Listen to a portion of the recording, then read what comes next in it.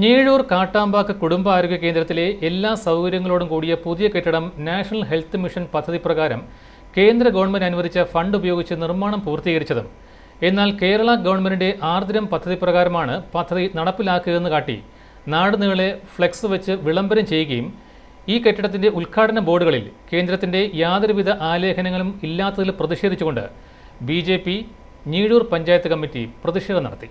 President K Jose പ്രകാശിന്റെ നേതൃത്വത്തിൽ BJP. പ്രവർത്തകർ ആരോഗ്യ കേന്ദ്രത്തിന്റെ മുൻവശത്ത് പ്രതിഷേധം നടത്തുകയും Mons Joseph MLA, Francis George MP. എന്നിവരെ പ്രതിഷേധം അറിയിക്കുകയും ചെയ്തു. കേന്ദ്ര ഫണ്ട് കൂടി ഉപയോഗിച്ചാണ് കെട്ടിടത്തിന്റെ പണികൾ പൂർത്തീകരിച്ചതെന്ന് എം.എൽ.എയുടെ അധ്യക്ഷ പ്രസംഗത്തിലും എം.പി. മുഖ്യപ്രഭാഷണത്തിലും വ്യക്തമാക്കിയതിനെ തുടർന്ന് ബി.ജെ.പി. പ്രതിഷേധം അവസാനിപ്പിച്ചു. പ്രതിഷേധത്തിൽ ബി.ജെ.പി. ജില്ലാ കമ്മിറ്റി മെമ്പർമാരായ അനിൽകുമാർ മാളിയേക്കൽ, സന്തോഷ് കുഴിവേലിൽ, രാജേഷ് പി.സി, ന്യൂനപക്ഷ മോർച്ച ജില്ലാ ജനറൽ സെക്രട്ടറി ജോയി തോമസ് മണലേൽ, മണ്ഡലം കമ്മിറ്റി അംഗം Vinod Vijayan, BJP. Njeezhoor panchayat general secretary Unni R Nair, Mohanan Nair Thekkekkara, Dileep Panchajanyam, secretary Ajesh Kumar, Radeep Kaithakkattu, Binu Vijayan തുടങ്ങിയവർ പങ്കെടുത്തു.